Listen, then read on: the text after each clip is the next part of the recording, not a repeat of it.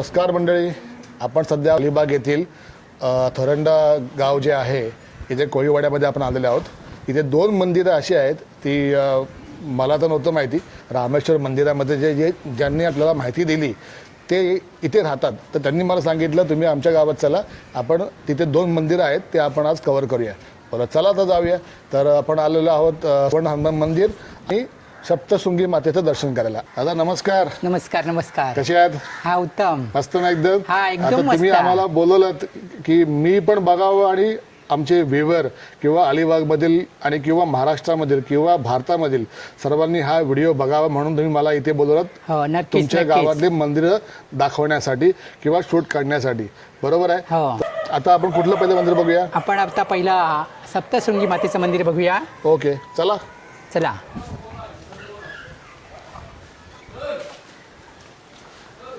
पाहू शकता आपण माता सप्तशृंगी मंदिर।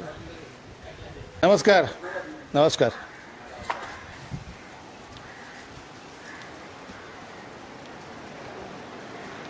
पाहू शकता आपण गणपती बाप्पा मोरया, गणपतीचं दर्शन, त्याच्याच बाजूला लागून सप्तशृंगी मातेचं दर्शन।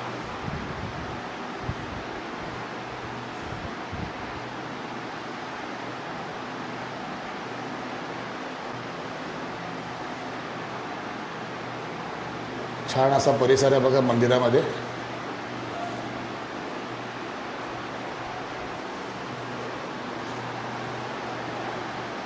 मंदिरामध्ये तुम्ही जर गाभाऱ्यात आलात, वरती आलात मंदिराच्या, मस्त तुम्हाला प्रसन्न असं वातावरण आहे मंदिरात। थोडंसं काम बाकी आहे अजून, ते पण आता होईल। दादा हो बोला। थोडीफार आता माहिती द्या। हो। आता हे मंदिर जे आहे एवढं छान मानलंय, हे पहिल्यापासून आहे का याची स्थापना कधी केली? फार जुनं मंदिर आहे, कसं काय? हे मंदिर आत्ताच नवीनच बांधलेलं आहे। जे आता गणरायाची मूर्ती आहे आणि सप्तशृंगी मातेची मूर्ती आहे, त्या दोन्ही मूर्ती राजस्थानवरून बनवून आणलेल्या आहेत आणि इथे त्यांची अगदी मनोभावे स्थापना करून षोडशोपचारे पूजा करून मंदिर, नूतन मंदिर होता तिथे स्थापना केलेली आहे। आणि नक्कीच भाविकांनी हे गणरायाचं आणि सप्तशृंगी मातेचं दर्शन घ्यावं।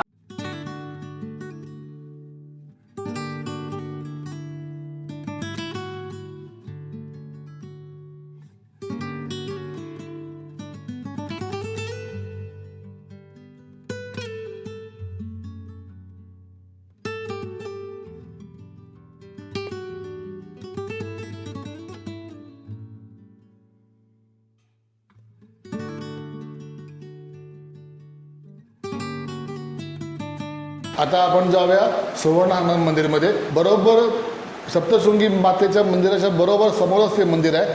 चला बघूया आपण। पाहू शकता आपण आता हे समोर जे आहे हे पाहू शकता आपण। चला आपण जाऊया तिथपर्यंत। आता बघा, आता पाहू शकता आपण सुवर्ण मंदिराची एंट्रीत आपण आलेलो आहेत। आता आपण देवळात जाऊया। आतून देऊळ कसं बघूया। वा, छान असं मंदिर आहे।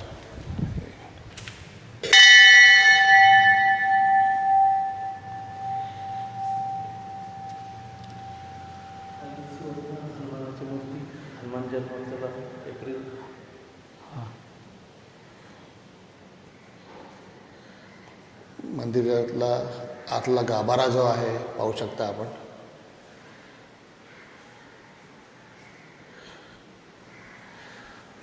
मंदिर छानपैकी सजवलेलं आहे असं।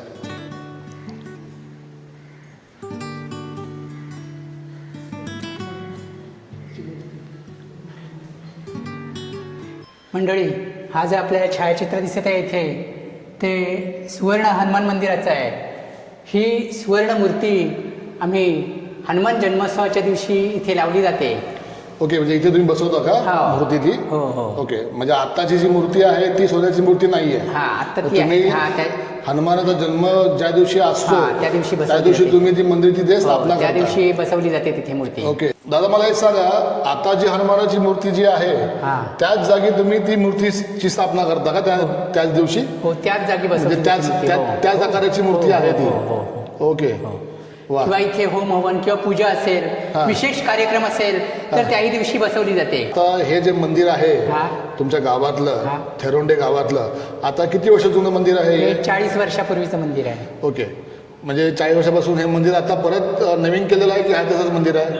हे नवीन केलेलं आहे. नवीन हे आता केलेलं आहे ना? पहिलं कौलार हा. होतं, हे नवीन मंदिर बांधलं. आता मी बाहेर जे सर्व म्हणजे मूर्त्या वगैरे बघितल्यात मी हा.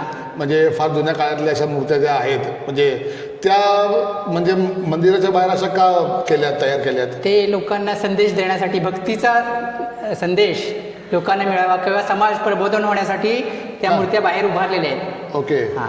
चला आपण ते बघूया करून काय कशा कशा मूर्त्या बनवल्यात त्या.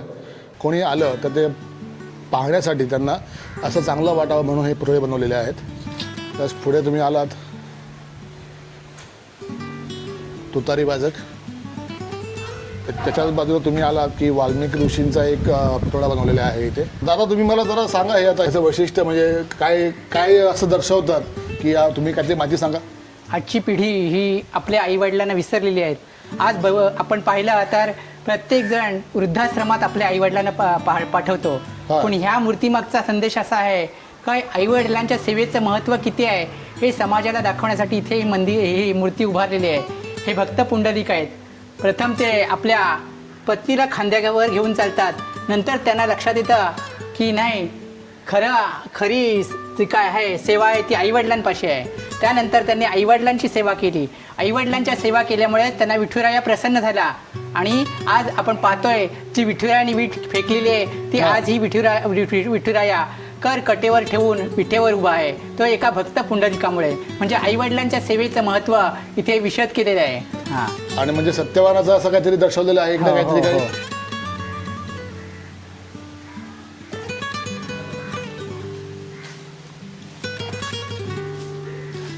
आता इथे काय दर्शवलेलं आहे? इथे आता हे सगळ्यांना माहितीच आहे हां. पण तुम्ही एकदा सांगा जरा आम्हाला परत एकदा. भक्त प्रल्हादाला प्रसन्न होऊन नरसिंह अवतार घेऊन विष्णूने हिरण्यकश्यपूचं इथे वध वध जो केलेलं केलेला आहे. आहे हां. ते दर्शवलेलं आहे ना. हां आणि बाजूला हे सिंहाचं जे हां. ती गुहा आहे. गुहा आहे कधी हा परिपार्क मध्ये जाण्याचा रस्ता आहे तो. परिपाक म्हणजे काय? परिपार्क म्हणजे इथे वेगवेगळे आपल्याला ते चित्र स्टॅच्यू पाहायला मिळतील. आतमध्ये खाली आहे का? हो अगदी ओके. प्रसन्न होईल वाटेल असा हा परिपार्क आहे. आपल्याला बघायला प्रत्येकाने मिळेल का ते? पाहावा आणि नक्कीच बघायला मिळणार. बघायला मिळेल ना? हो, चल आता. ओके. आपण पाहू शकता आपण आता एंट्री घेतोय परी पार्क मध्ये. ही जी गुहा बनवलेली आहे ह्यांनी म्हणजे मनोरंजन पण आहे इथे आणि दर्शन पण तुम्ही घेऊ शकता. वा छान पैकी असं मस्त.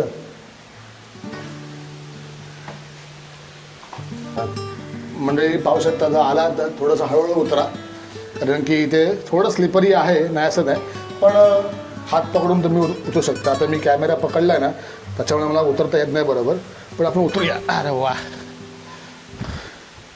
पाहू शकता आपण. वा आणि छान असं एक मंदिर तर बनवलेलंच आहे प्रश्नच नाही येत आहे पण इथे बरंच काय काय दाखवलेलं आहे.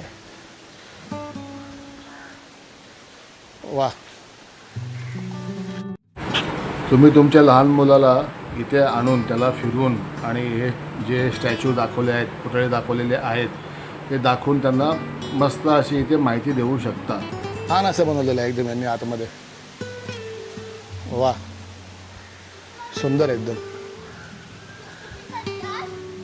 इकडे एक बाई बसलेली आहे फळं घेऊन विकायला. इकडे एक पुरुष बसलेला आहे कलिंगड विकायला. परत एक बाई आहे टरबूज विकायला बसलेली आहे. इथे काका दाखवलेले आहेत नारळ विकताना आणि बाजूलाच एक मंकीचा स्टॅच्यू बनवला आहे. वा सुंदर असं दाखवलेलं आहे. आत इथे मच्छी इथे पण या मावशी दाखवल्या आहेत बघा. छान अशी मूर्ती बनवलेली आहे. इकडे पण दाखवलेली आहे.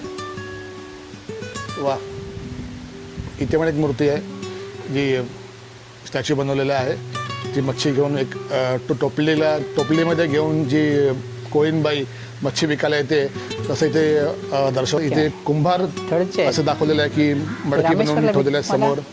परत आता नाही कोळी नाही. वा रामेश्वरला सुंदर अशी एक वाखाडत तुमचं. ठीक आहे, स्त्री मला दाखवलेली विचारलं. आहे जी तुळशीला आहे पाणी आमच्याकडे घालते. मंदिर. ते चला गाय आपल्या वासरूला दूध पाजते. छान असं एक बनवलेलं आहे इकडे. कोंबडा पाहू शकता तुम्ही, फार मोठा कोंबडा आहे, मस्तच एकदम. इथे एक अशी विहीर दाखवलेली आहे. इथेच एक परत एक स्त्री अरे ते त्याला हंड्यात काहीतरी पाणी घेऊन जाताना तिच्याबरोबर एक मुलगी दाखवली तिची. छान असं चित्र नाही, बनवलेलं आहे, रामेश्वरहून आलो मी. मस्त असं. हीच ती गुफा ज्यातून आपण खाली आलो. म्हणजे एकदम खाली असं नाही आहे, एक असं बनवलेलं आहे पण छान बनवलेलं आहे. इथे घसरगुंडी दाखवलेली आहे. आता आपण बसू तर हे श्रावणमालाचे आई वडील आहे तिकडे, त्यांची पण मूर्त बनवलेली आहे इकडे. हे मुलांसाठी खेळासाठी आहे का? खेळासाठी आहे मुलांसाठी ना. आता ही घसरगुंडी जी आहे ना, ही खरी खरी घसरगुंडी आहे. इथे मुलं येऊन घसरगुंडीवर खेळू शकतात. आपण त्याच्या खाली मूर्त आहे तर सांभाळून, जर तुम्ही आलात तर सांभाळून. इथे पाळणे पण आहेत. तुटला आहे तो पाळणा, आता बनवायचा आहे. आणि हे जय मल्हारचं बनवलेलं आहे इथे. वा, छान आहे एकदम. आता आपण पाहू शकता कुंभकर्णाची मूर्ती केवढी मोठी आहे ती. बाप रे बाप, वा, छान असं बनवलेली मूर्ती आहे ही. दादा किती फूट साधारण आहे ही मूर्ती? हिची उंची किती आहे? 31 फुटाची ही कुंभकर्णाची मूर्ती आहे. तर तुम्हाला ही बघायची असेल तर तुम्हाला नक्कीच इथे यायला लागेल आणि नक्कीच इथे व्हिजिट करा. ही मूर्ती नक्कीच बघायची असेल तर नक्कीच या. आणि याच मी तर बोलतो. आणि कारण की देऊळ पण एवढे छान बनलेले आहेत ना, त्याचा शब्दाने बोलून काही उपयोग नाही. कारण की तुम्हाला मी जे बोलेल असं वाटेल की मी काही सांगतोय करू, पण तुम्ही नक्की या. त्या गावात तुम्ही व्हिजिट करा, तुम्हाला नक्की आवडेल. म्हणजे असं तीन माकड दाखवलेले आहेत, जे आपल्याला सगळ्यांनाच माहिती आहे त्याचा अर्थ काय तो. इथे वासुदेव, वा, तुम्ही घोडा पाहू शकता, किती मोठा घोडा आहे. आणि इथे गाईचं दूध काढताना एक पुरुष दाखवलेला आहे, फार मस्त असा. मी तर म्हणेन फारच छान असं इथे दर्शवलेलं आहे की तुम्ही जरी लहान मुलांना जरी आणाल नाही ते फिरायसाठी, तरी पण फिरण्यासाठी, पाहण्यासाठी फार मस्त असं आहे. आणि तुम्हाला असं वाटेल की मंदिर बांधले तर हे जे बाहेरचं जे लहान मुलांसाठी मी तुम्हाला सांगतोय की त्याचे पैसे असतील, तर काहीच पैसे नाही आहेत. काही तुम्हाला 1 रुपया पण इथे द्यायचा नाही, निशुल्क आहे इथे, काहीच पैसे द्यायचे नाही. तुम्ही कधीही या, तुमच्या मुलांना घेऊन दर्शन पण घ्या आणि फिरा पण, तुम्हाला फार मजा येईल. तर आजचा जे तुम्हाला मी 2 मंदिराचं दर्शन जे दाखवलं आहे आणि लहान मुलांसाठी पण मनोरंजनचं जे तुम्हाला जे दाखवलेलं आहे ते तुम्हाला कसं वाटलं हे नक्कीच कळवा. आता हे गावाचं जे नाव जे आहे हे आहे अलिबाग थेरोंडा हनुमानवाडी हे नाव आहे या गावाचं. आणि हे अलिबागपासून काहीतरी 13 ते 14 किलोमीटर आहे. अलिबाग रेदुंडा रोडवरून तुम्ही जर आलात तर पिरांचं देऊळ म्हणून हा स्टॉप आहे, तिथून राईट मारायचा आतमध्ये गावात यायला. राईट मारून आलात का तिथे कोणालाही विचारा हनुमानवाडी कुठे आहे आणि हनुमान सुवर्ण मंदिर कुठे आहे, हे तुम्हाला कोणीही सांगेल. तर आजचा तुम्हाला हा मी बनवलेला सुंदर मंदिरांचा व्लॉग कसा वाटला नक्कीच सांगा. आणि जर आवडला असेल तर सबस्क्राईब करा, कमेंट करा आणि शेअर करा. आता भेटूया पुढल्या व्लॉग, तोपर्यंत बाय.